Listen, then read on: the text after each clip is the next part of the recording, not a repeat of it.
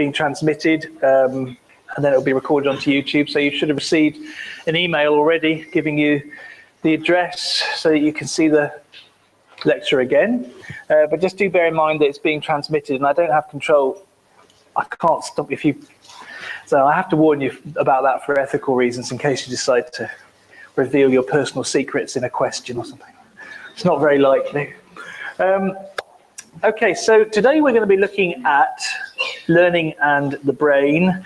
We started thinking about neurons. We started thinking about some functional aspects of the brain in terms of where in the brain particular types of function were more associated with than others. But we have to be very careful to talk in those terms. We try to avoid this idea that there are sort of little boxes of, that box deals with creativity, that box deals with parental love or something like that. Hello? Oh yes, please don't forget to turn your mobiles off.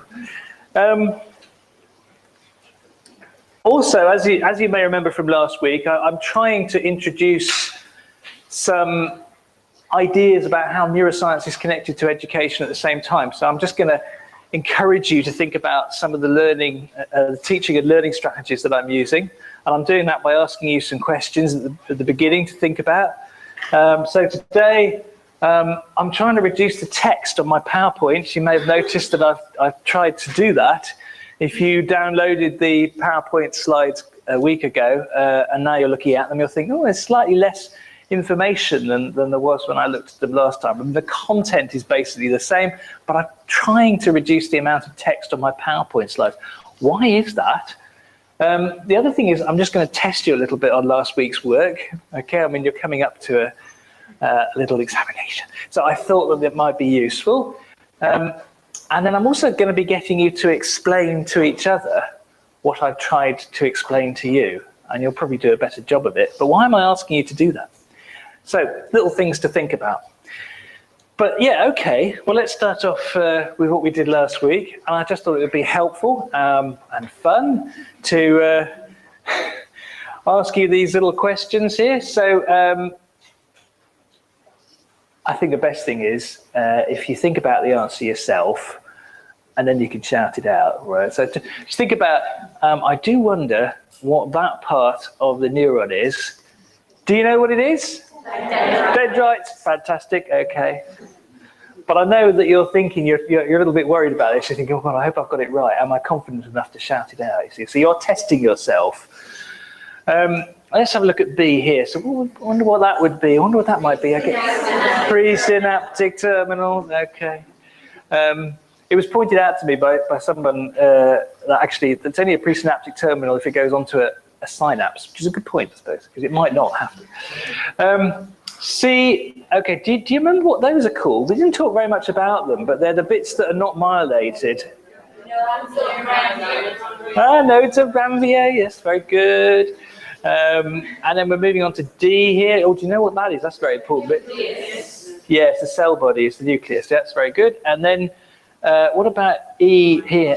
Myelin, yes, the myelin sheath, very good. Yeah, very good, you see. Very good. I don't think we talked about that at all, but do you happen to know what it is? It's a Schwann cell, it's supposed to be, yeah, making myelin. Okay, so, and then of course this whole thing here is G, which is the axon, very good. Okay, those are all the answers, but you got them all correct, which is fantastic.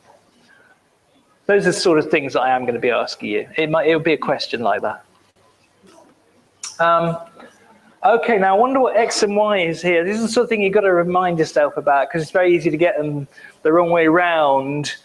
Okay, I mean, yeah, one of them's sodium and one of them's potassium, but which way round is it? Have a think to yourself before we shout it out. Okay, so X is sodium, that's right, and the Y is potassium. Okay, that's brilliant. Brilliant, very good. Okay, so this is important. Supposing I gave you a diagram like this, and I said, okay, I want you to name the lobes. Just have a little think. Don't shout it out yet. Don't shout it out yet. Have a little think. Can you remember which one's which?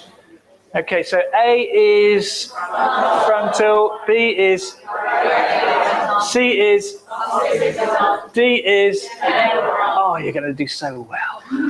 This, very good, very good. Okay, so this is what we're going to be doing. That was last week. Let's move on to this week.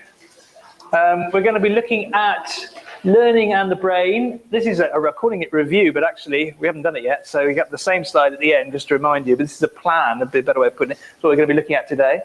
So learning is often translated as memory in cognitive neuroscience. And biologically, you know, we think about learning as a change, or more often called plasticity.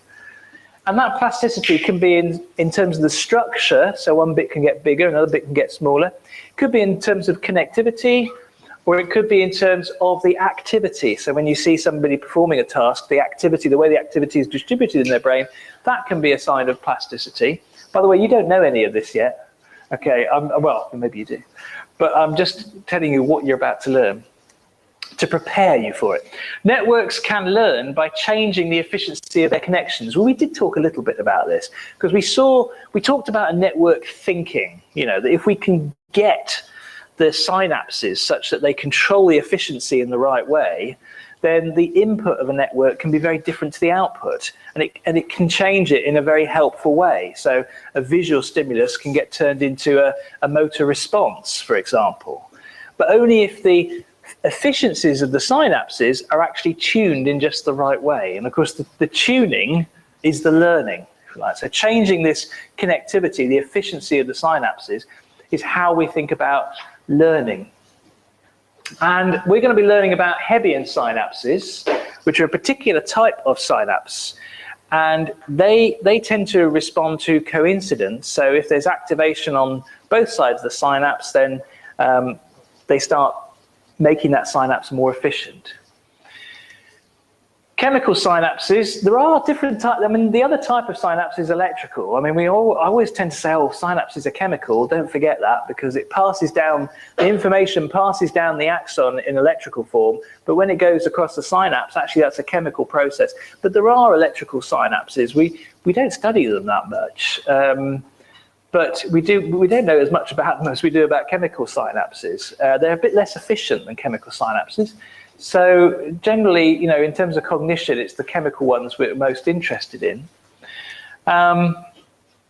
Early and late long-term potentiation. This is the change in the efficiency, it's a type of change in the efficiency of the synapse. And so we'll focus a little bit on long-term potentiation and see how that works.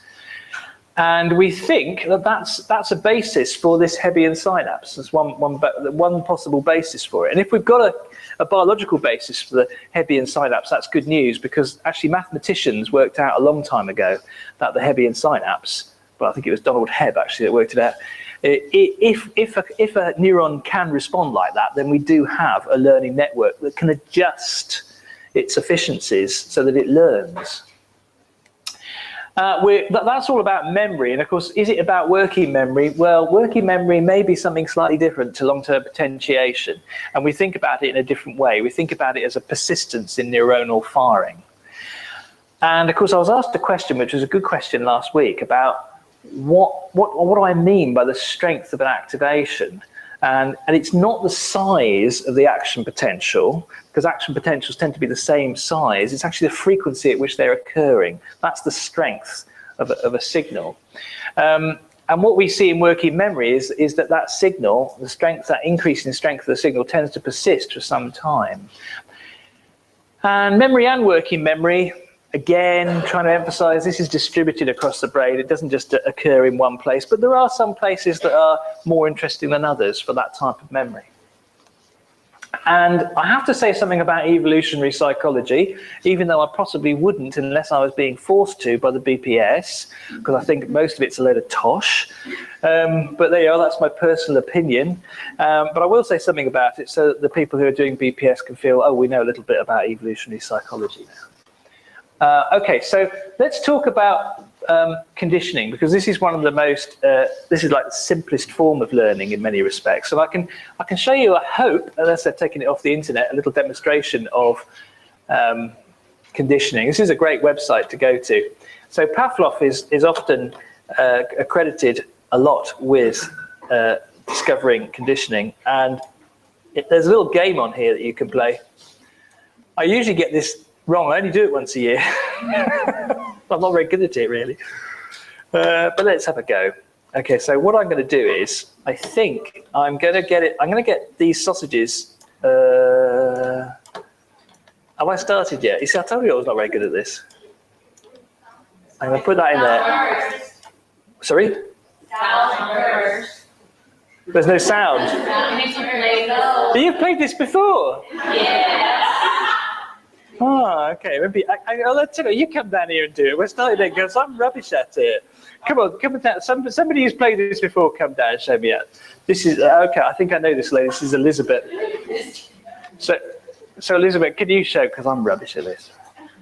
Oh, it's because everyone's looking at me. I can't do it. You may suffer the same problem. You're supposed to hit something first.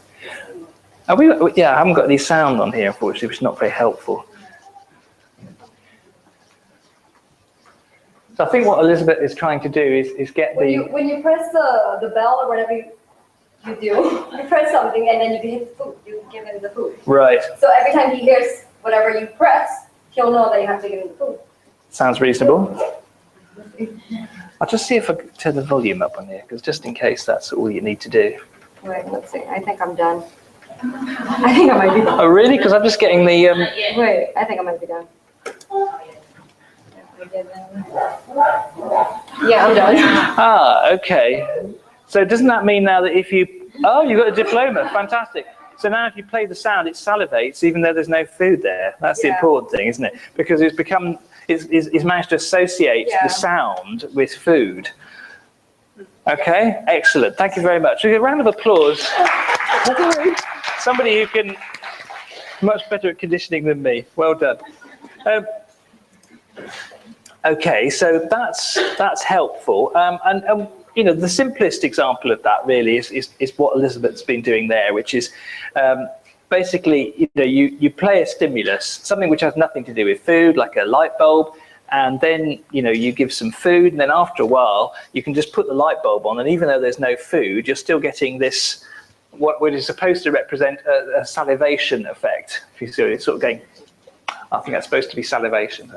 So you've basically associated the bulb with food, and it's an unconscious automatic thing, and this type of classical conditioning, it's not really relying on the behavior of the dog or the mouse in this case to actually do anything. It's not like you're trying to it's not like if the mouse does one thing then it gets reward, if it does another thing it gets punishment. But that's a different type of conditioning. But never mind that, it's still, even this basic form of conditioning can actually explain a number of really complex effects. So, you know, for example, simultaneous condition where they're both being provided at once, that can also be explained in this way. But also second order conditioning, where the light bulb is getting conditioned with a musical note, and the musical note gets conditioned with the cheese, and then when the light bulb comes on, the mouse salivates, even though the light bulb has never actually been presented with the cheese.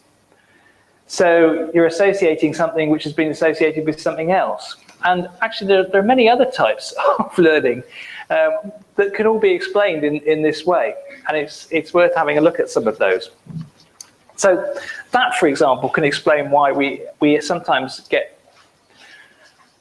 surprised by animals' apparent intelligence. And one example of that was clever Hans, the horse. And Hans was supposed to be able to count. That's his owner there. And you know, you could say to Hans, if I add 3 to 2, what do I get? And Hans would go,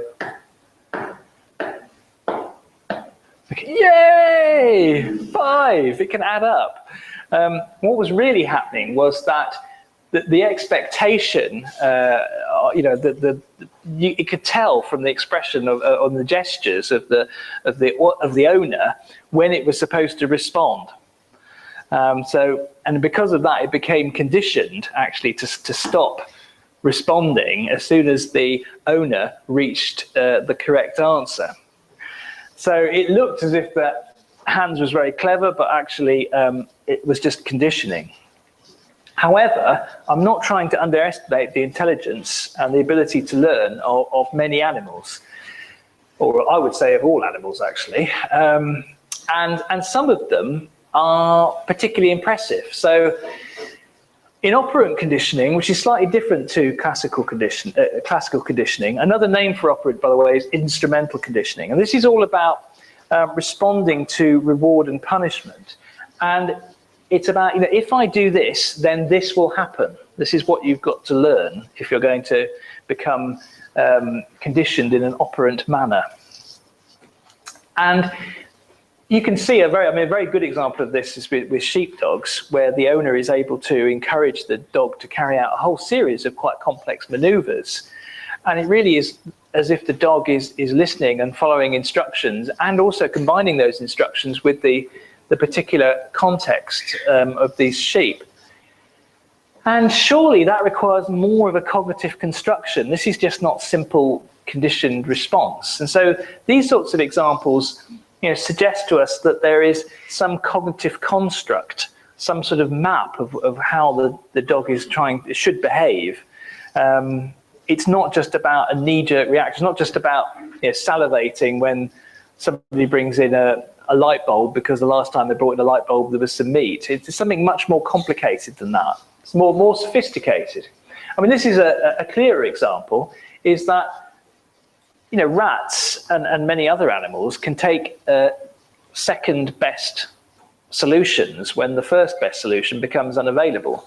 So when this rat has learnt and it's explored the maze and it's learnt how to get food in the most efficient way possible, if that route is then closed off, the rat seems to know what the second best option is.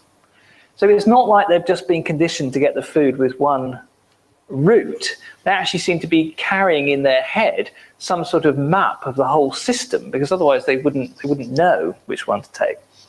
And that that obviously only occurs after many explorations of the maze. But once it's explored the maze a few times and it's settled on the best route, it remembers where the second best route is. It seems to have that map in its head somehow. So how must neurons behave in order for us to be able to make those sorts of educated guesses? Okay, so we've already talked about this idea that networks of neurons, given the right connections, can produce complex behavior. Neurons generate and mediate electrical signals in a complex and interconnected manner. But how do they actually go about getting the right connections? Okay, so before we start looking into how the efficiency of a synapse changes, and we are talking about chemical synapses because those are the ones that most interest us, those are the fastest ones, those are the ones we know most about, those are the ones that are most related to cognition. So let's learn a little bit about how the signal is communicated across the synapse in the first place. The first thing that happens is that down here, the action potential arrives. And remember, that one way of looking at that is it's a sort of positive charge. It's an electrical charge coming down. When that arrives, it depolarizes the synapse membrane. The channels open and calcium ions flow in. So calcium ions are now coming into the presynaptic terminal here. What happens then is that there are calcium-sensitive proteins actually on the vesicles. Now these are vesicles and they're carrying the chemicals that we call neurotransmitters. And they attach themselves to those proteins. They're activated, and that causes the vesicle to behave in a certain way. It starts fusing with the wall here of the synapse there, and after a while it will actually open.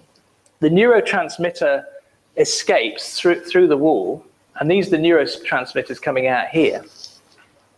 And they will bind to receptor molecules which match that particular neurotransmitter. So it's, in a way, they're sort of looking out for those, if you like. In the postsynaptic membrane here.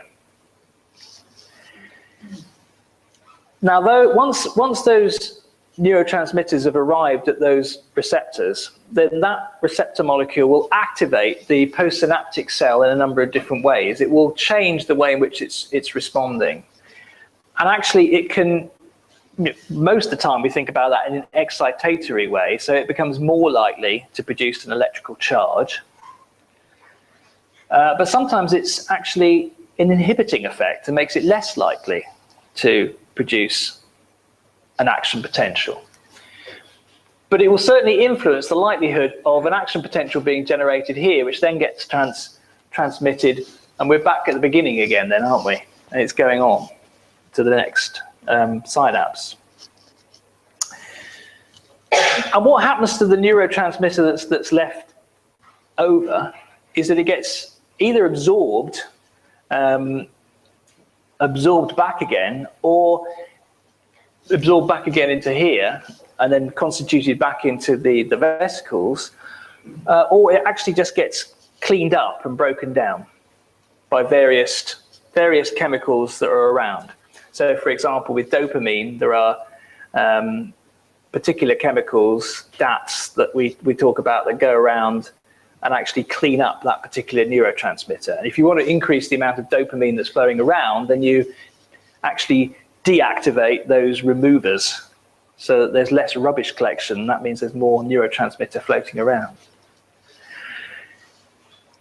Now, have you sort of grasped that a little bit? Okay, because you know I love to test you. What I'd like to do now is I'd like to form into pairs, and I'd just like you to explain what I've tried to explain, a lot better, I'm sure, than I've explained it, to the person sitting next to you, okay? And it really is helpful if you're in pairs, if you can find another pair to do this in. And to help you, because I know how difficult it is without a visual aid, I've actually provided a visual aid for you. I'm going to take one of them. So there should be one of these. I think you can have one of these each, actually. Sorry, I do apologise. You can have one of these each. If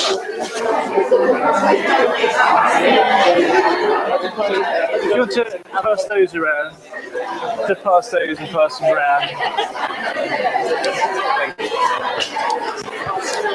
Pass those around.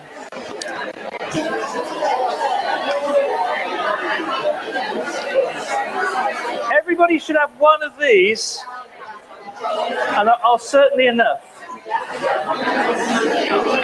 You said confidently, but that's probably not.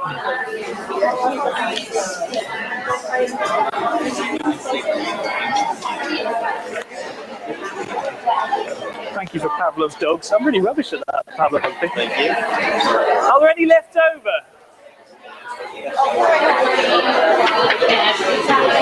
We grab a couple of these. You can have one each. Anyone missing one? Oh, you should have one each, that's fine. Anyone not got one? Anyone not got one?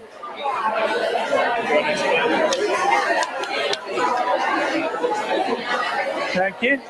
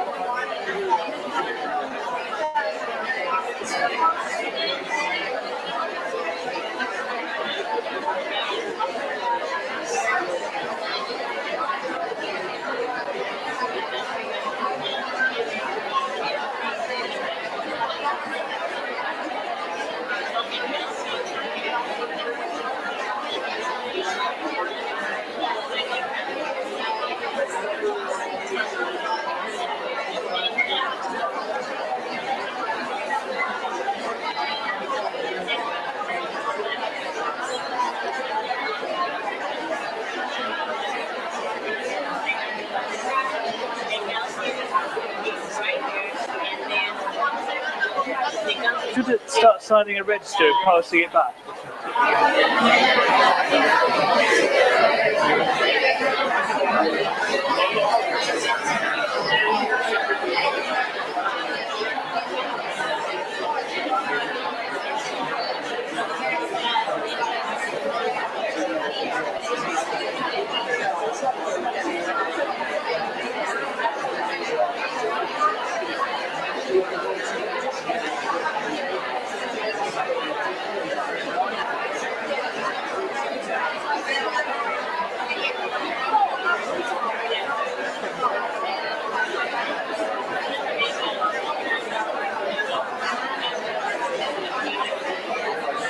Right, okay. I hope that that's been an interesting experience. I'm sure somebody's going to ask me a question now, because, and please feel free. Are you all completely okay with that now? It needs a bit of practice, because it might be in the test. But does anybody want to ask me a quick question about it? Good. Oh, yes? Could you just clarify what the neurotransmitter does? That transports the neurotransmitters to the receptor. Is that right? Well, I think that one of the things that does is to actually reabsorb the neurotransmitter that's left over, so it can be reabsorbed back into the presynaptic terminal. Yeah. This is a bit of a weird question. How in depth do we need to explain? Because I feel confident explaining it in quite simple terms. Yeah, I think, well, that's fine. What sort of, That's a good question, because I think I've been getting emails from people asking me that question, and I'm grateful for somebody to ask me during the lecture. I must say, I do appreciate your emails, but it's always really good if you ask me these questions during the lecture, because everybody's asking the same thing, you know. So thank you for saying that. This is the rule, right? If you can't answer the question by using the slides, if you couldn't be guaranteed a correct answer by having the slides right in front of you, okay, then I shouldn't have asked it, and I've got to give you a point anyway, okay? So it's got to be on the slide. So, you know, anything beyond that is not required, absolutely, all right? And if you want to, you can always appeal or remark to me, say, hang on, can you show me where that is on the slide? And if I say, oh, okay, that means everybody has to get a point then, all right? So is that okay? Yes. In this lecture about like calcium, because previously we talked about calcium and sodium, is it the same in all cells that calcium ions flow through them, or are these specific ones? Well, my understanding is that there are different systems involved, and I'm only talking about the one that's most familiar and is most discussed. But usually when you go into these things, you find there are many different types and different ways in which it can happen. Okay, so we're beginning to think about how now these synapses can actually change their efficiency in order to bring about something that we would describe as learning. One of the ways in which you can study that is through simulated neural networks. So you can program these things on a computer and you can say, well, how would they have to behave in order for them to learn? And what we find is that if we just put in a simple mathematical rule that allows us to adjust the synaptic efficiency appropriately, we'll have to come back to what appropriately means in a minute, then we can actually produce artificial neural networks that when you clamp on what it should be and on the output, and then you put on the input. So you put something on the input and you say, well, you should be producing this output. And if you do that enough times with training data, and you keep putting on an input and an output, then after a while, these networks can self-organize and adjust their efficiency so that even when you're not training it anymore, when you put on a particular input, then it produces the output that you've trained it to produce with that input. So it can start making these complex pattern recognitions, if you like, and transform one complex stimulus into another complex stimulus. Although, and what you see is a learning curve, which is really quite human as well.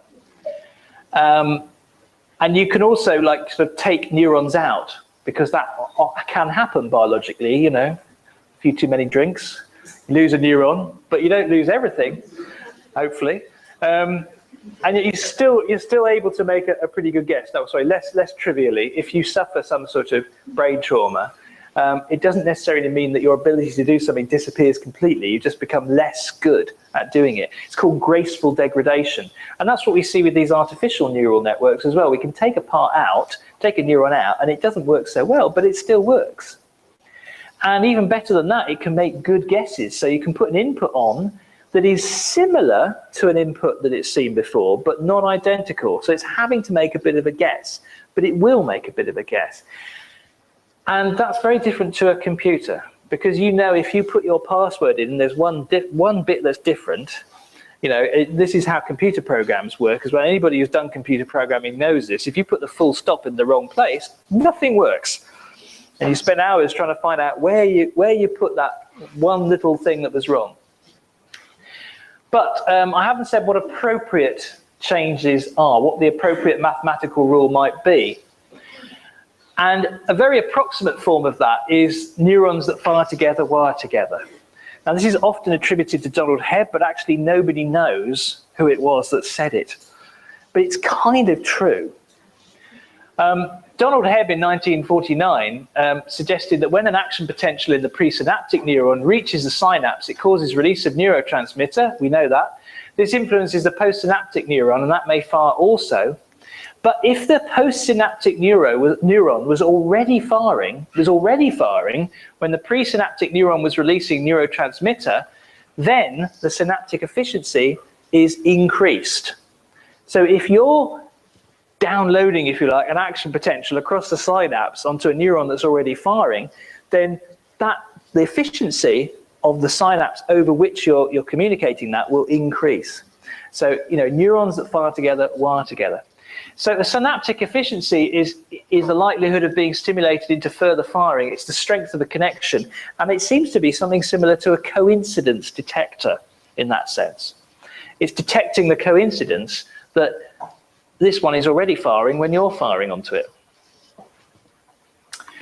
So what's the biological mechanism? So, because what we're looking for is an enduring increase in the size of in the size of the postsynaptic potential.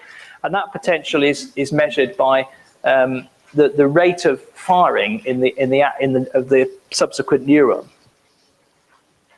Well, it was discovered in 1973, looking at the hippocampus of the rabbit. But actually, we now know that long-term potentiation occurs, you know, throughout the brain. I just put this up because I love it. That, you know, so many of these really great discoveries are actually not made intentionally, in the sense that they weren't looking for this when they found it. And it's one of the things we often try to cover up in science, because we were talking only this morning, a bunch of us, about positivism and testing hypotheses, and this is the way that science likes to do it. So you have to have a hypothesis to test to begin with. You have to say, if I do this, then that will happen. But so often with science, it's not that happens. It's, oh, that's strange. What's that doing? And there are so many really fantastic discoveries that begin with the words, that's weird, or that's strange, that's freaky, what's going on? So I just thought I'd throw that in, because we try to pretend that everything, you know, is so logical, and it's not really like that. Okay, so this is demonstrating the sort of thing that can be seen when you stimulate a neuron. So this neuron is being stimulated here, it's being recorded on the other side, and you've got an excitatory postsynaptic potential. So this is the output, and it's firing a bit, because there's always a bit of ground, you know, there's always a bit of basic firing going on, bang, bang, bang, every now and then, bang, bang. But what happens is that the rate of firing, once you hit it with the stimulus, increases suddenly, but then the background firing, you see, carries on for a little while afterwards. So what we have here is an increase in the efficiency of that neuron, and that it's occurring actually because this stimulus is actually a high frequency firing. So what you're doing is putting in a lot of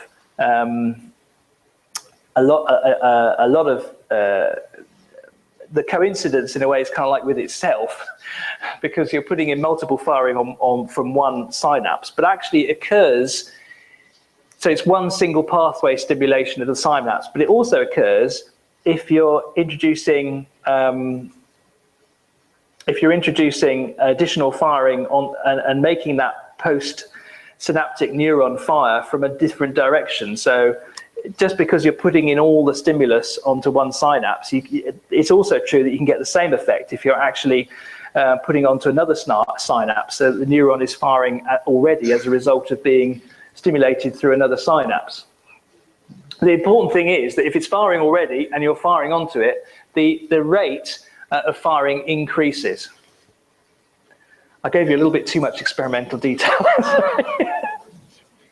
Because really, I would rather have shown this with 2 stimuli, really, so I could have said, oh, this other stimulus is already causing this to fire, and when you put this one on, look, you get an increase, and that's because it's firing already. But actually, what they really did in the experiment was just introduce one high-frequency firing onto the synapse. Sorry, I've tried to explain it. It's not. The most important thing is to understand that it's a coincidence detector. If it's already firing, it'll fire more when you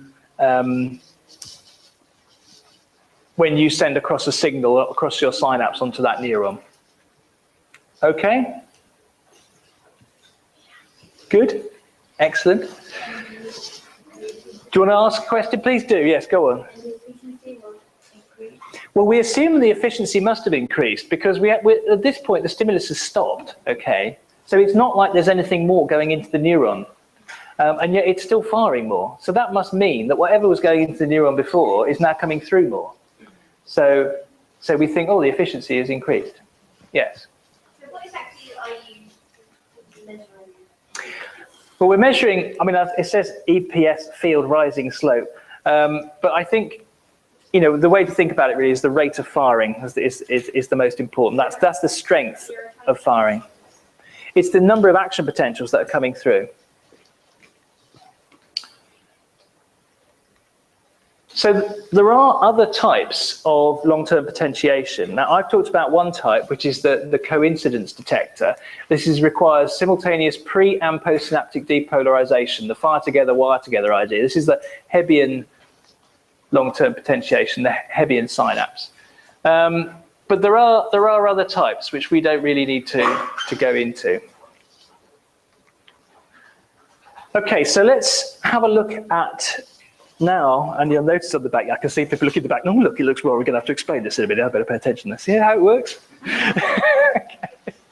So I'm going to ask you to try to explain it to each other, but I'll try to explain it to you first. What actually happens in terms of the synapse, our understanding at the moment of how long-term potentiation occurs. So normally, what's coming out of the other side of the synapse, and we call that the excitatory postsynaptic potential, but we're really talking about, you know, firing rates of this neuron, is actually mediated by AMPA receptors. These are the AMPA receptors here. So, you know, a neurotransmitter, you know, such as glutamate attaches itself to the receptor.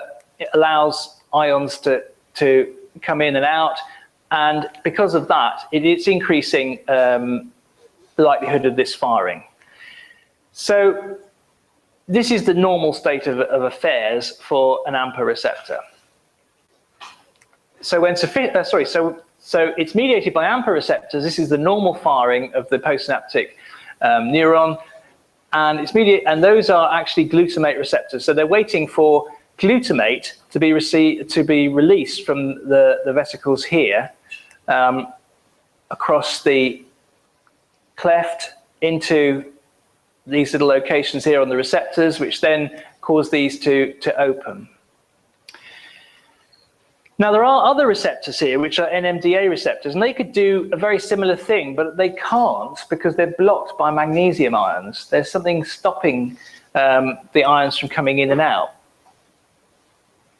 However, when sufficient glutamate binds to the AMPA receptors, they open, and so they generate enough potential difference here, because the sodium ions flowing through, to change the conditions beyond the postsynaptic membrane. And these conditions are now changed as a result of this coming through. So what we're saying here now is that we've got a change in conditions in the postsynaptic membrane, inside the postsynaptic membrane. And if this carries on firing, then we've got a coincidence, because these are now firing, and the conditions here have changed. Okay, the conditions here have changed, and because those conditions have changed, there are enough sodium ions here, remember they're positively charged, to repel electrostatically this magnesium ion out of the NMDA receptor. And suddenly that NMDA receptor is now open. And so now the NMDA receptor can play pretty much the same game as the AMPA receptor. And that's only happened because conditions have changed on this side as a result of this firing. And now when this is firing, it's firing onto a synapse where postsynaptically it already appears to be activated. In other words, we have a coincidence detector. And this is how we think long-term potentiation begins, but it's certainly not the end of the story. This is just induction. And in fact, I was looking at the slides for last year and I was thinking I really need to make that clear, that's induction. So this is just the first step. Are we clear?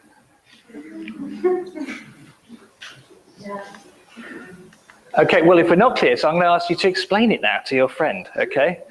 Hopefully that'll make it clearer.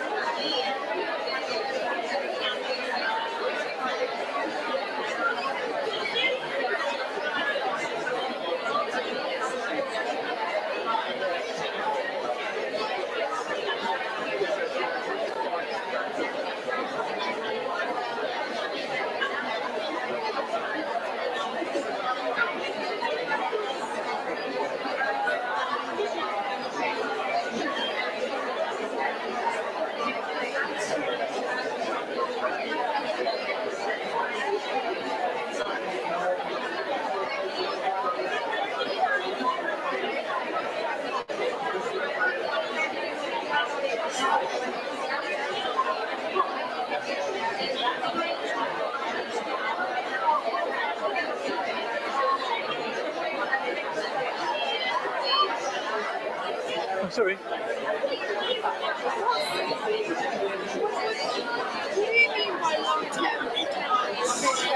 Well, all that means is a long-term continuing of the activity.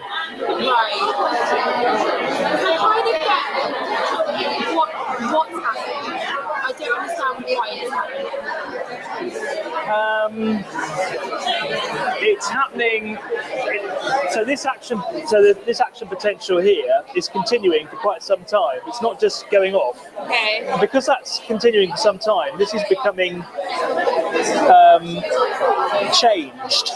Okay, and in actual fact, there is now a depolarization here as a result of it having happened already. And when you've got depolarization here, and you've got more neurotransmitters coming in here, this depolarization shoves out the magnesium and allows even more to come through. And so you have a further increase, and that basically means you've got an increase in the efficiency. It's only temporary, but you've got a temporary increase in the efficiency. When that happens, it's the neurons are working more efficiently. Yeah. Basically. So if you were just going fire, fire, fire, maybe by the time those have gone through there, that would have time for it to depolarize, nothing much would happen. If you start going fire, fire, fire, fire, this depolarizes, and it's still depolarized when the next one comes through, and that means that the depolarization can actually shove the magnesium ions out of the way, and even more can come through. Yeah.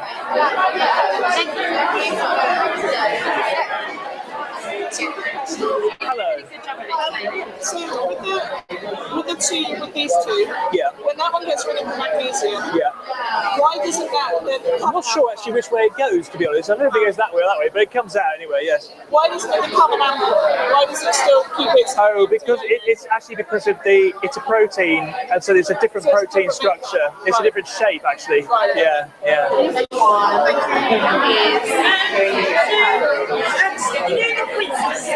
Yeah. So this is already firing. Yes.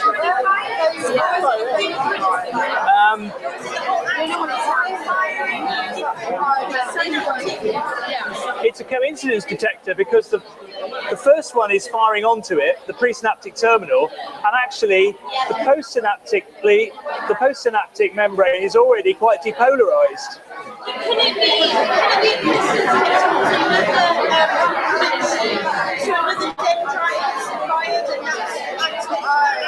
Yes, that's the important thing, is that it could be depolarized not from the same neuron, but actually from another synapse. And so then we're going to see all three of them coming together.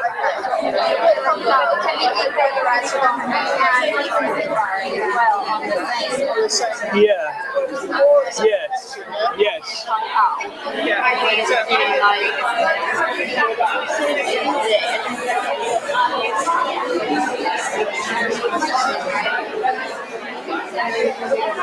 Okay, so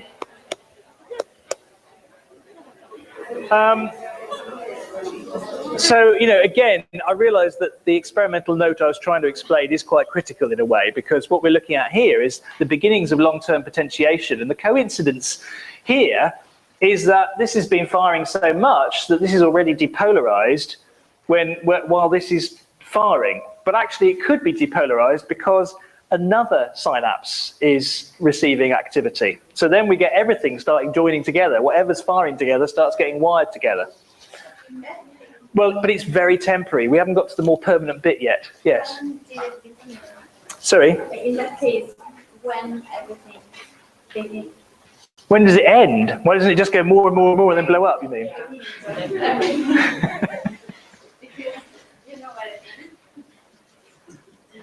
Well, it will end when this stops firing so much and it calms down. There's one way in which it can end.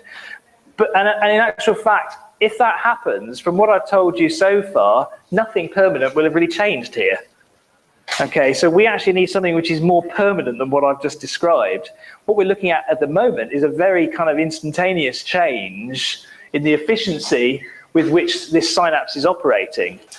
And it's changed because this one is firing so much, but actually it could be changed because this one's firing and another one is firing onto it as well. But it's still very temporary. So as soon as this stops, it stops. No big deal. Now that's not going to help you, because if you're going to learn, you've got to retain the change, haven't you? Yes. When you talk about the coincidence detector, it means that each receptor responds to a particular neurotransmission. The fact that different receptors respond to different neurotransmitters is very important, because different neurotransmitters are related to different types of functions. So some of them are excitatory, some of them are inhibitory. We're talking here about an excitatory response. Okay, and so no, not really. It's not really the important thing. What makes it a coincidence detector is the two events that have coincided is that this is firing when this is already depolarized. And that it's already depolarized because this one's fired so much, but actually it could have already depolarized because of another synapse working on this dendrite there. Is that okay? Yeah. We're getting there, good, okay. But as I say, this is not really going to help us learn because it's kind of like, you know, it's here today, gone tomorrow. What we do find is that there's postsynaptic calcium which is produced, which is very important for the lasting effects. And there's two phases of these. It triggers. That's not right, is it? Sorry, that's not. Sorry about that. It triggers calcium modulated protein, which enters the nucleus of the cell and starts producing changes in the way in which structures are being produced by the neuron. And now we're talking about something which is much bigger in terms of a change. Now, in terms of the early phase, we can expect to see new AMPA receptors in the postsynaptic membrane being formed. But the late phase of long-term potentiation, as a result of these calcium-based modulated proteins, are new AMPA receptors and new synapses. So complete new synapses start getting formed. So these are the later phases of long-term potentiation that can last hours and weeks. And then you're going to say, but hang on, I can remember things that lasted longer than weeks. And this is where we get into a bit of a difficulty. We haven't actually solved this one. We understand that memory can be formed by long-term potentiation, but actually the mechanisms by which this becomes much more permanent are still very much the subject of research. But we believe that, you know, right at the beginning, and certainly for the first few weeks, long-term potentiation is really important. Okay. Oh, well, there was a diagram to go with that explanation that might have been helpful. This is really just to show.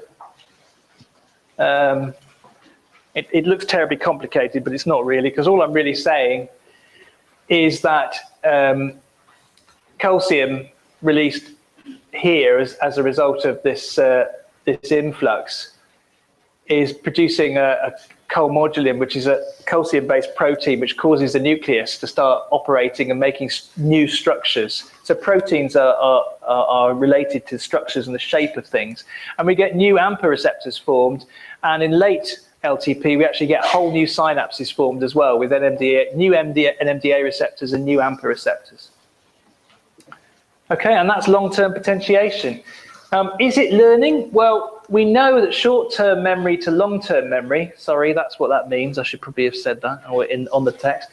That transition needs protein synthesis, that calcium protein synthesis, to actually maintain the synaptic enhancement. So if you suppress protein synthesis of that type using drugs, then you don't have that move from short-term to long-term memory. So those later parts of long-term potentiation don't occur, and then we don't have learning. So that's kind of evidence that long-term potentiation is really important for learning.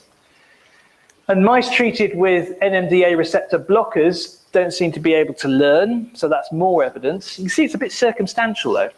Using rats conditioned to freeze to a neutral sound, so in other words, every time they've had a neutral sound, like a horn or something, they've been given an electric shock, synaptic potentials from the amygdala become enhanced only while the learned response continued, and this enhancement was mediated by glutamate receptors and dependent upon these NMDA receptors. So if you do anything to stop the NMDA receptors from operating, then you get a change in this learned response, this learned fear response.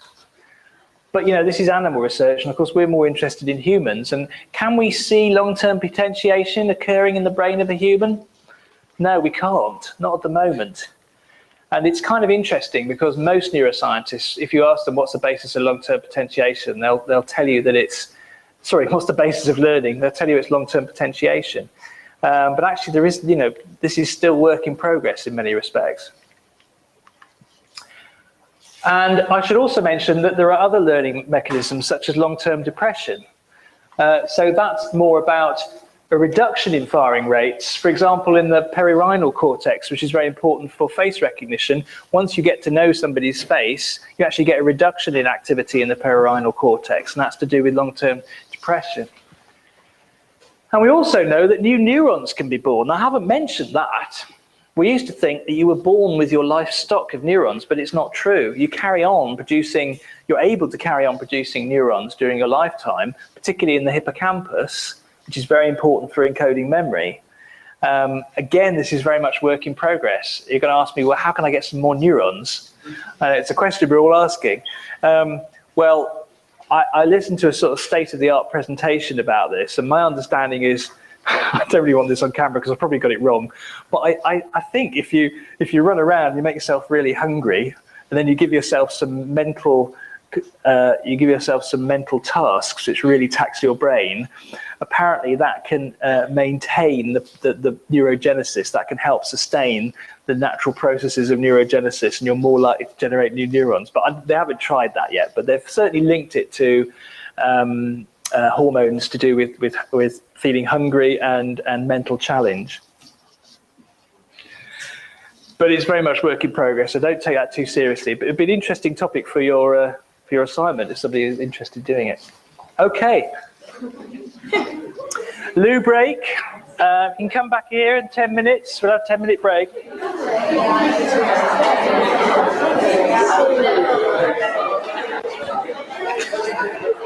Has everyone signed the register? No, nobody signed the register. Okay. Oh, it's in the second column. Yeah. Oh, somebody has. People are signing it.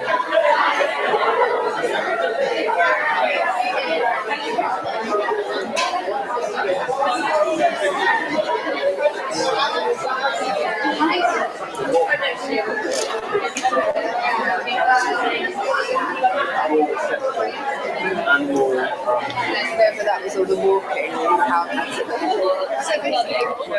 Hi Lizzie, have you met our neuroscience? No. Did you want to meet them? Yes. I should introduce you to them. Yes. There's quite a few around there.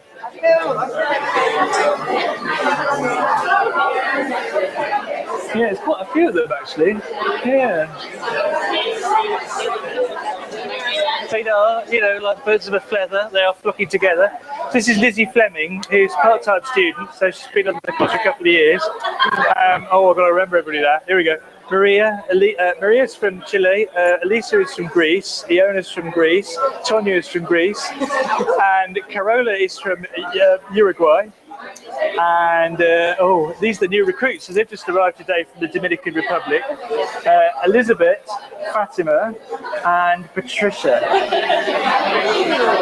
And also we got Yaz from America. Is everyone from the UK? No one comes from the UK.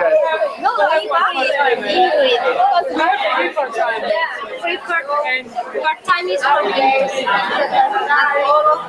Yeah, I don't think there's any part-timers. There are other part-timers here today, but oh, it's Claire here today. You know Claire, and Ingrid as well. So Ingrid's a new recruit, part-time, and there's Sam. Okay, so we have got so. Because Sam's a primary school teacher. Ingrid is a language teacher, I think, in Herefordshire. Claire is in. Anyway, I'll let you talk.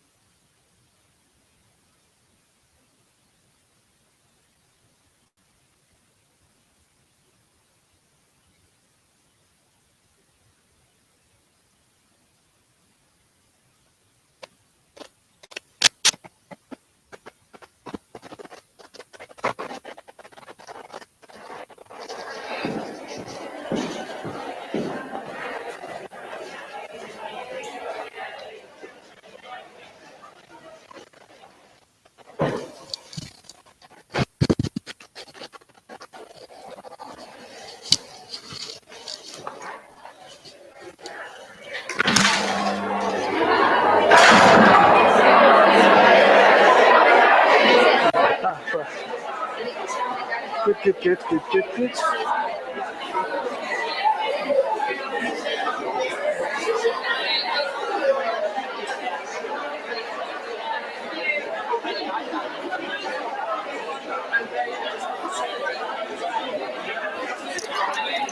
Right.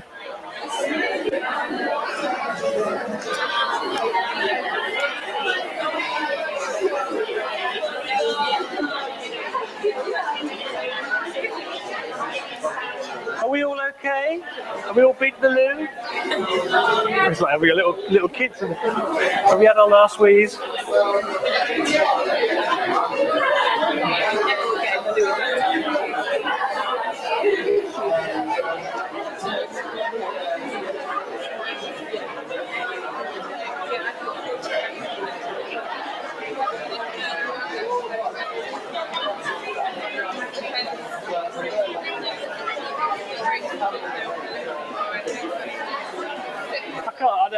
I can't get any attention from them.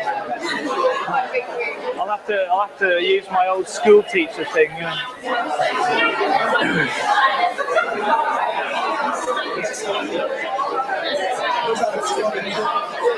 I'm waiting.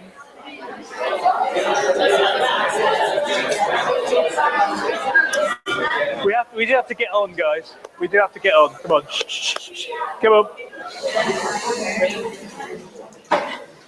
What do they do in primary school? Is it hands on the head? What is it? Put the hand in there. Hands in here. Hands in here. Both, is it? Do you do two or do you do one? We can do two. Depends what sort of school it is. It's a hard school. You've got to put two up in the air to get quiet. Okay. Right, loo break over. We have to start thinking about, we've got the processes whereby we can form memory now. And we've got the processes whereby we want memory to form and associations to form. We've got a Hebbian synapse. We've got all the mechanisms we need for learning. We can start asking, well, maybe it's a silly question, but where is memory stored? Because a lot of people think that memory is stored in a little box here. We have this sort of metaphor of a computer, and people often think, well, where's my disk drive? Where's my hard disk, I suppose you would say now. Because it is distributed in many different parts of the brain. However, what we find is that there are certain types of memory that are distributed in different places. And when it comes to types of memory, here we go again. The psychologists have been thinking of all sorts of categories, but unfortunately, when we look in the brain, we don't always see them. And of course, there's a problem there, or there will be a problem, because sooner or later, either we change the biological evidence or we change the psychological model. So which of all the different ways in which psychologists like to categorize memory, which of them really makes sense when you start looking at the brain? Well, the two really big differences are declarative and non-declarative memory.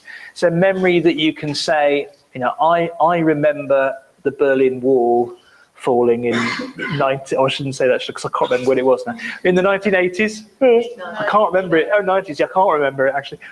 So there are things that if you can remember them, you can talk about. And then there are things that actually, you do remember. I mean, I can remember how to ride a bicycle, but I can't actually tell you about it very easily. I'd have to think quite hard to think how I ride a bicycle. So declarative and non-declarative, that's one important distinction. All of these other ones, like implicit, explicit, semantic, episodic, they don't hang out so well, really, in the brain. And there's a lot of studies trying to categorize, the brain in those terms, but it doesn't always work out. These are very good, though, declarative and non-declarative. Declarative has a lot to do with hippocampal encoding in the medial temporal lobe. Procedural skills and habits like foraging, learning where your food sources are, learning how to play a video game, those sorts of things, and probably, what did I say, riding a bicycle, yeah, that would also come into procedural, and that's got a lot to do with the striatum. So learning how to move appropriately has for about 500 million years involved the striatum. Priming and perceptual learning. So, the fact that when one thing is presented, you immediately think of another. the way in which you change your perception in terms of thinking about three-dimensional shapes and those sorts of things. That tends to be the cortex, or the neocortex. Simple classical conditioning, actually, that can occur in terms of skeletal responses, so it can include grey matter in your spine, but it also, because these often require timing decisions, it involves the cerebellum. Emotional responses like fear learning involve the amygdala. But I'm saying involve the amygdala because actually fear learning will probably involve associations as well, and those associations, the wider, broader associations, will probably involve the cortex. So it's quite difficult. It's not like you can easily say that procedural skills and habits are all about the striatum. They're not. But that seems to be the core center, if you like. Okay. That was the only point I wanted to make there. Let's just think about, let's move on to working memory. Because whenever we actually hold information in our consciousness that we've retrieved from memory, from long-term memory, we have to put it somewhere. And one way of thinking about that is to say we have a space where we consciously can hold information, and it seems very limited. But if we're going to talk about walking across the Clifton Suspension Bridge, then we're going to be thinking about information that's been coded in different ways and involves different brain regions, and you've got to bring it together somewhere. So you might be thinking about the shape, and shape is sometimes thought to involve the inferior temporal lobe. You might think about color. Well, that's temporal occipital lobe. Occipital lobes are very often going to be involved if there's some visual aspect to the information. Location, that can involve parietal cortex. So just saying to somebody, should we go for a walk across the Clifton Suspension Bridge? Suddenly, that brings all of these regions into activity. And we also see a region here in the frontal lobe, possibly dorsolateral prefrontal cortex. Remember that one from last week? I said it would be a popular one. Okay, that's the region often associated with working memory. So we might see that activating as well, because all this information is being brought forward into your working memory to operate on. What is working memory in the brain? Well, one way of thinking about it is that it's just persistent neuronal firing. After the event, it is still there. And so we're looking for this type of response that has been measured in monkeys. Now, in this experiment, a monkey was encouraged to look at a visual cue and then to respond after a short delay period. And if it responded correctly, it would get some sort of reward, whatever. And that really just meant looking left. So there'd be a visual cue there, and then another sort of stimulus would arrive, and it knew that it had to look left because that's where the visual cue had been. And if it was able to do that, then it would get a drop of honey or some sort of reward. So it meant that it had to hold in its consciousness the information that the visual cue had actually arrived on the left. And that's a working memory operation. And when the firing of neurons that were thought to be involved with that working memory representation were looked at, what you see is that on correct responses, after the cue, they carried on firing into the period when the monkey was supposed to make the response. And here, at least just up to the point where it was supposed to make the response, but that appeared sufficient. But on incorrect responses, when the monkey looked to the right, even though in fact the visual cue a few seconds earlier had been on the left, then you would see a break in that firing. So we were talking about, what do you see coming out of a neuron? What's the strength of the activity actually measured as? And here you see lots of different firings of these neurons. So that's actually quite a strong activation because there's lots of firing going on there. But it fades away until you just get a few blips. So the implications here are that obviously there's a persistent firing which is associated with working memory. And if that's the case, then actually we could have working memory in a wide variety of different regions. And in fact, that is what we see, because there are other areas that are more associated with visual working memory, for example. And it's not as if we can say that all working memory is just in the dorsolateral prefrontal cortex. Any questions about that? So working memory may be persistent neuronal firing. Yeah. Well, I have two questions. First of all, is the working memory correlated with short-term term memory? Well, working memory to some extent is short-term memory. In fact, you know, those two things are sometimes used interchangeably, but some psychologists like to think, oh no, short-term memory is actually holding on to the information for a little bit longer.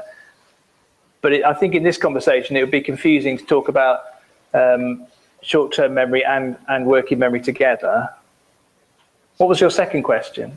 Well, as about this experiment, it resembles a bit to Perry experiment, if you know that. And I think it has to do with the two different hemispheres. I think that in the left hemisphere is a center of the language, and the other hemisphere has to do with the space, the sense of space, and etc. Well, I think it's really important not to go down the road of thinking that one hemisphere is responsible entirely for language processing. So language processing, when you make up a story, for example, is going to involve right and left hemispheres. But this is a purely a visual task, so there's no language involved with it, and obviously it's a monkey. Or something like that. This whole center of the sense of space that is correlated with the right hemisphere. I don't think so. I'm not quite sure what I understand by your idea about a sense of space. So you have right and left hemisphere, which was probably processing left and right visual field. So that's an issue. So there certainly will. So when you see something on the left, your right hemisphere processing is likely to be more than the left, because it's contralateral. I have to try me with this one later, I think. Was there a question over here? I saw somebody's hand up. No, sorry, okay. Okay, so it's worth mentioning though, I mean, I've already said it was, but dorsolateral prefrontal cortex, they brought it down here a bit too much. I don't like that. It's really more like a band going across there. That's what's referred to as dorsolateral prefrontal cortex, and it's very related to working memory, so something worth remembering. Okay, so I'm going to say a little bit about evolutionary psychology. I am fascinated by evolution, and I think it's of great interest to educators, and particularly what we're understanding about the biology of evolution has a lot of messages for education. However, there has been a school of thought called evolutionary psychology, which considers that a lot of our behavior is biased by our experiences during the Stone Age, during the Paleolithic period. And given how much of our biases are actually those of other vertebrates, those seem to be much more significant to me than anything that might have arrived during the Stone Age, when essentially we had a brain which is very similar to what you would expect of a primate with a brain that size. And our cortex is not divided into modules for identifying flowers. It's not divided, it hasn't got a particular skill in physics. And these are some of the ideas that evolutionary psychologists are trying to project. Actually, our cortex is quite general purpose. There are areas that in natural development will tend towards processing visual, thinking about working memory, etc. But if you lose a part of your cortex, the other parts will start getting involved and make up some of the difference. So it's quite a plastic structure in that sense, and it's quite domain general. So the idea that our Stone Age experiences have turned us into what we are I find quite problematic, and yet that is at the core of a lot of evolutionary psychology. So a huge health warning goes out, and I am worried about it because I think it's beginning to come into educational theory a little bit. So some of these evolutionary psychologists are saying the reason why kids are so good at sport and they're so bad in the classroom is because you know, we had a lot of running around during the Stone Age, sort of thing. But then at the same time, they say, but we should be terribly good at biology because we had to identify flowers, and if we identified the wrong one, we'd die. But then I don't really see that children's people who are particularly good at biology. Well, I don't really understand how it works, to be honest with you, but it doesn't seem to make complete sense to me. So just take it with a bit of a health warning. However, there are some things which are interesting.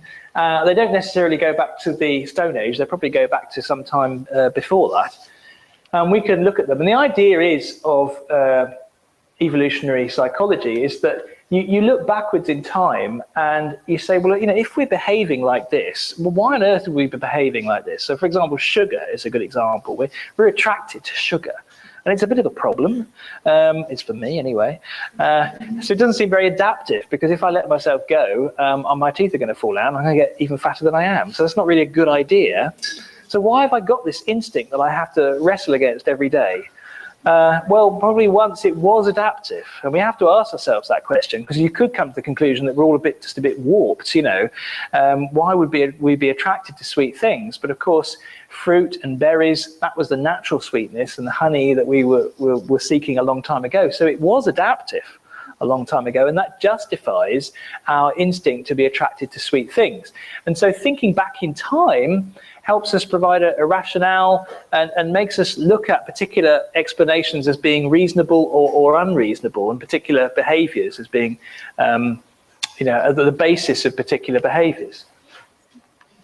And you know, some of them are quite interesting, because we've been talking about conditioned and instrumental learning and things like that. And it's actually quite slow, that type of learning. So why would it not be a good idea for us to learn a lot faster than we do? I mean, you know, Pavlov's dog actually was quite quick. I mean, it only took a few sausages, but probably in reality, you'd need quite a few more sausages before it started behaving like that.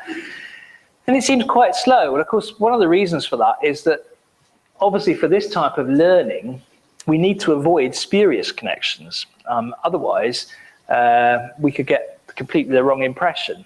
I'm trying to think of an example of this, but I guess, you know, I might get really worried if I come out on my bicycle, you know, and I've seen a red car the first time, and if I come out a second time and there's not a red car there, I could be completely freaked out by that and think, well, why is there not a red car there? There was a red car coming past when I came out last time. You know, my brain would be expecting something which is completely unreasonable. So it makes sense for us to not have a learning rate which is immediate. It makes sense for us for things to have to be repeated several times before we start accepting them as predictable, if you like. Otherwise, we're going to jump to all the wrong conclusions. So that's interesting. And yeah, then we have the Garcia effect. And the Garcia effect, if you don't know, do you know what the Garcia effect is? I've probably put it up there. No, I haven't actually, but if somebody can explain. Has anybody had the Garcia effect? I've had the Garcia effect. Does anybody know what I'm talking about, Francis? If I don't misremember, I think that you're talking about the kind of learning you have that prevents you, like if you had a bad experience with something before, you're going to try to avoid it in order of not having it again. Yeah, I used to, absolutely. I used to love mushroom risotto. I loved mushroom risotto. Unfortunately, I had stomach upset, and there was nothing to do with the mushroom risotto. But because I threw up, I'm really having difficulty getting back to mushroom risotto again, which is I feel like it's a real loss. And that's the Garcia effect. One shot, and your attitude is changed. You know, and it seems really unreasonable. So why should we have that? Well, you know, such an instantaneous preparedness to learn is probably related to survival. And it may well be that I know we're not the only vertebrates that have that talent. Other vertebrates will behave in the same way. Once they've experienced something that appears to be making them ill, they will not go near it again. And actually, rats can learn this from each other without even having to experience it. So they smell what another rat is doing, and they can smell both the trace of the food and the fact that the rat is not very well, and they can learn to avoid that type of food that has that smell. So that, that's a type of social learning. So we have social learning where we see somebody getting into trouble, we think, well, we won't do that. Rats have the same thing, but it's olfactory. It's through their smell. So all their intelligence is around their noses, really. Phobias, this is an interesting one because innate species-specific knowledge to avoid potentially dangerous animals. I don't like spiders. Okay, I got a bit. I'm not very good. I don't know why. I don't know why I'm no good with spiders, but I just don't like, not the big ones. And we have some real crackers in our garden shed, and they kind of freak me out a bit. And it annoys me, but I can't stop it. Now, why would I have that? And I know not everybody has this, but other animals appear to have the same thing. There are even, some small baby mammals, even though they've had no experience at all, will respond to a particular feature in the sky. If it looks like an owl or something, some feature like that, they will respond to it and they will run off. So we're not the only ones with these phobias, and they seem to be species specific. So some species, they're not worried about spiders and snakes. Other species like us get a lot more concerned about them. And again, it probably comes down to survival. And this has to be passed on genetically, which is quite interesting. Because if we're not learning it from our environment, where else are we getting it from? Yes?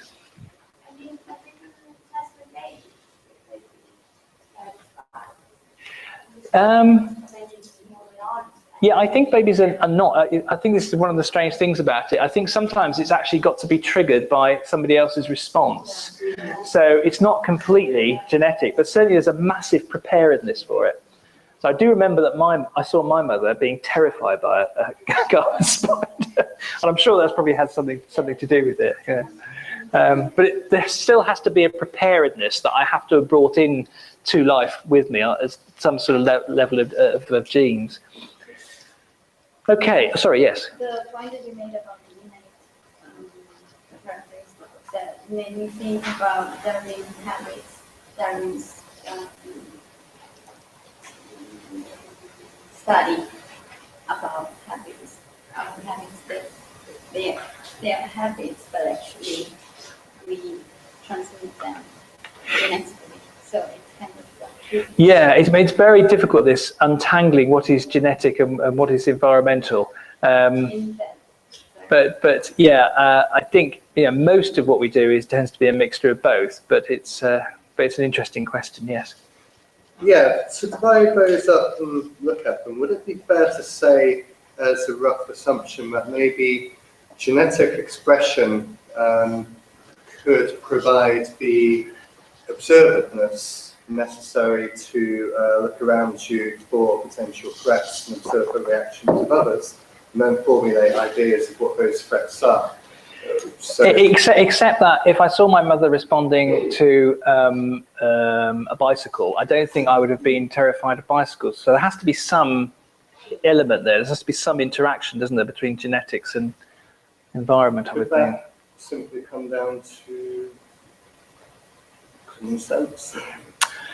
I don't know, because I feel it's not common sense for me to be frightened of spiders. So I don't really know about that. But it's an interesting debate, and of course this is being argued about constantly. Yes.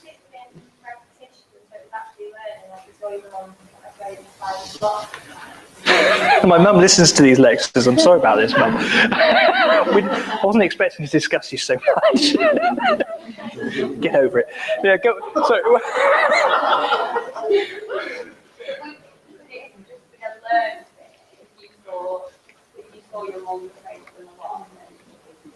Yeah, except it was just one instance, you see. I think the point is that these things seem to happen very quickly, much more quickly than with other stimuli. So it does seem to be a particular type of stimulus, and it seems to be specific to particular species. I think that's the interesting thing. Okay, so moving on from spiders, thankfully. Yeah, so our brain is ready for significant structural change. And I think I've already told you about this, but it's worth, coming back to it, because now we know about changes in synaptoplasticity and the fact that connections can change. It's worth mentioning that the changes can be a lot more visible. So we can't see the synapses changing in the brain, but we can see what may be the result of that. Because, for example, this study that was done by Eleanor Maguire, she looked at the posterior, and you know that means at the back now, don't you? So it'd been at the back of the hippocampus there, posterior hippocampus in taxi drivers, and it basically increases, the size of the posterior hippocampus increases in taxi drivers relative to the number of years that they've been driving their taxi. So this is synaptoplasticity at a structural level in action. And that's not it's not species specific, because we see it in birds as well. So the scrub jay, if you look at the scrub jay that lives in the city, it's the same species as lives in the countryside, but the ones in the city have much smaller hippocampi because they don't have such a large terrain over which they need to visually, spatially navigate. And actually, there are more modern studies now, and they're moving more towards educational interest. So this one of juggling, just in 3 months, they identified the areas in the brain that were activating, and they found that these parts of the brain actually increased their size after 3 months. And then when they stopped juggling, stopped training to juggle, they decreased, but only about halfway to their original size. So some of that structural change still remained. So this is why we have very clear evidence, really, that teachers, educators are changing the connectivity, but also the function. We can see the function change with neuroimaging, but also the structure of the brains of their students. That's what I'm trying to do to you, okay? That's what you're doing to yourselves, really, with my support. Okay, so this is what we've learned today. Learning often translates as memory in cognitive neuroscience. Biologically, learning is change. It's plasticity, we refer to it in brain structure, connectivity, activity. Hopefully this is clearer now, because we've had a lecture on it. I hope you're not as confused as you were at the beginning. Networks can learn by changing the efficiency of their connections. Hebbian synapses are one way in which they may do that.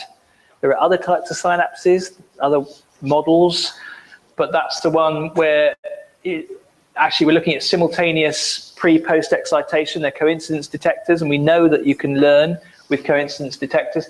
Chemical synapses are a particular interest in neurocognition. We've looked at early and late long-term potentiation as a biological basis for the Hebbian synapse. We've looked at working memory as persistent neuronal firing. And I keep telling you that these things are distributed in the brain, so you don't get this idea that it's in a box somewhere, or left brain or right brain. Evolutionary psychology, it's a perspective on why we are biased in particular ways towards our learning. But actually, you know, the biases that really affect us on a day-to-day basis go back a long way beyond the Stone Age. It's really the fact that we have a vertebrate brain that means we are biased in so many different ways in terms of our behavior. Okay, so there are 3 things I asked you at the beginning. First of all, why have I reduced the text on the PowerPoint, or tried to? Well, the brain utilizes similar structures to process written text as it does speech. So if you're reading something, it's a lot of the same neural pathways are being used. And therefore, it's kind of like having two voices, one in one ear and one in the other. And we know that people are not very good at that sort of dichotic listening, is what we call it. And in fact, I found this study just sort of to illustrate it, but this shows that, interestingly, when you're reading a novel, and in the novel it's talking about direct speech. So somebody says, and then Bill said, "Hey, why didn't you come over here?" Even more regions of your speech networks activate, which I thought was quite interesting. So, well, it's kind of like imagination. Yes, I guess it is. I guess it's kind of like a visualization thing, which is actually activating your speech centers because you're imagining this person saying it. But even without direct speech, even indirect speech, or when you're reading text, that's going to activate a lot of your speech networks, your listening networks. So you can't listen to me and read text at the same time. So it makes sense to try to keep your text minimal. Why are we being tested on last week's work? Well, you see, you've got the old hippocampus there, very important. Neuroimaging studies suggest testing increases attention during restudy. So you're actually paying more attention to it because you're being tested. And that may lead to enhanced encoding and subsequently better performance. So when you're being tested, you're encoding the information more, but it's also, you're rehearsing retrieval. You're practicing bringing these concepts into your working memory. And you need to practice that in order for it to become automatic and for you to feel confident about it. And I should also say, make sure you get some good sleep tonight, because tonight, what I've told you is going to be playing back in your mind. Because during the day, the cortex is feeding, let's get this right, the cortex is feeding into your hippocampus, but at night, the hippocampus is feeding back into your cortex. And you're going to be, the sort of activities that you've got now listening to me are going to be returning to you, okay, during your slow wave sleep. That does sound a bit freaky. Why are we explaining to each other? I find this fascinating because you talk about evolution and what we should be thinking about in terms of evolution. Well, we're now understanding that one of the most important things that happened to us as primates, and the thing when we split off from the same line that gave rise to the chimpanzees, one of the things that was different about humans is, and it's probably because we're cooperative parenting types, we share our young like marmosets do, but we started getting interested in each other's attention. And it's that interest in each other's attention that probably explains how humans developed culture. And you can see that interest in each other's attention because when you share attention with somebody else, you actually get this midbrain dopamine ventral striatal activation. It's the same sort of activation you get when you're thinking about sex, drugs, and rock and roll, when you're playing video games. It's the I want type of reward response. And I get a lot of it talking to you guys because I'm capturing your attention. So I thought, since that dopamine is very good for learning, I thought, well, maybe make sure you're getting it too by capturing somebody else's attention and trying to explain what your understanding is, and that way it will become more memorable to you. And of course the other person gets another rehearsal listening to it, but it's probably more effective for the person that's actually explaining it, to be honest. Okay, so I hope you found those little insights interesting. Are there any questions before we depart? Yes. In terms of explaining to somebody, there's experts presenting some evidence that if you hear an explanation that's actually wrong, and you know it's wrong, despite knowing that it's wrong, you can recall it as correct later on. So is that something that could backfire from trying to explain something you don't really quite grasp yet? Yes, it could. I think that's why it's really important during that type of interaction to be active. And if you hear somebody saying, well, actually get involved, because not only will you get pleasure out of sharing and capturing their attention, but also you get the opportunity to put them right. Okay? Okay, yes.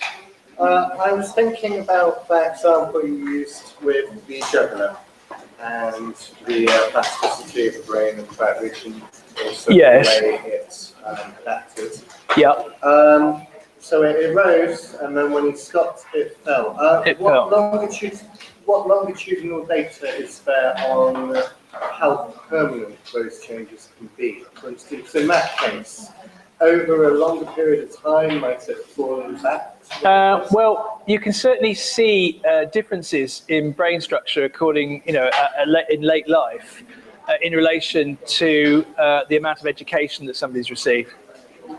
So they can be quite significant. And of course, that's one of the things that's being looked at in terms of dementia, because people who've had a lot of education seem to respond differently to dementia. Oh, one last question. And there's a lady at the back. Oh, please, thank you for asking. Yes. Okay, assessment, everybody. Shh, this is very important. Yes, we have to make a poster.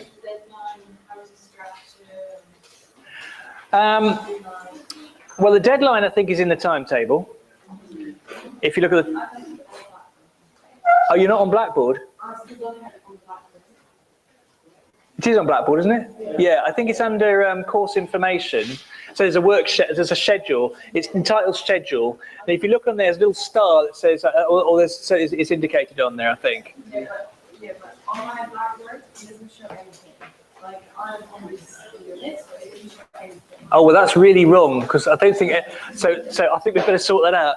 You come to, I think probably the best thing is to ask the office to make sure you're properly registered for the unit. I went there and they're like, please come. And they said, yeah, we're going to do it, but we'll do it.